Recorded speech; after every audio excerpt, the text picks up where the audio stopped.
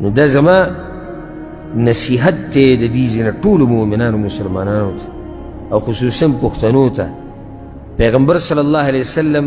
د ژوند په آخرنۍ برخه کې هغه تقریر کړی و موږ څو پیر هغه واقعه بیان کړې وه بیا چې عکاشه راپاڅېده او پیغمبر صلی الله علیه وسلم یې ښکل کړو هغه تقریر کې پیغمبر صلی الله علیه وسلم دا ویلي وو که چا زما باندې دینار او درهمینو نن دې راته وګوره سبا نه دینار شته نه درهم شته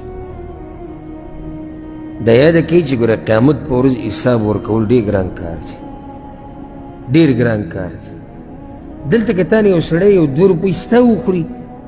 نو څه خبره ده که ستا یو 2 روپۍ وخوري خو که تا د چا یو څو پیسې هم وخوړې که نه نو د قیامت په ورځ ورکول ګوره ډېر ګران دي ډېر ګران دي ناممکنه نو د حرامو نه ځان لرې ساتي 2 روپۍ ګټه حلال یې ګټه لږه یې ګټه په حلال یې ګټه او سکون به پکې که نه سکون پکې نه په حلالو کې سکون په حلالو کې برکت حرامو کې برکت هم نه چې څومره ډېر وي چې سکون پکې نه راځي ګورې نو کوشش ته څه کوئ همیشه د حلال ما دا ګوره د دې بېدینو خبره ده وی په حلالو پسې به حلال شي دا څه خبره ده چا ویلي چې په حلالو پسې به حلال شي دا خو دوی دا خبره جوړه کړې ده چې ته راتاو کې کم طرف ته حرامو ته یعنې وی په حرامو به په حرام شي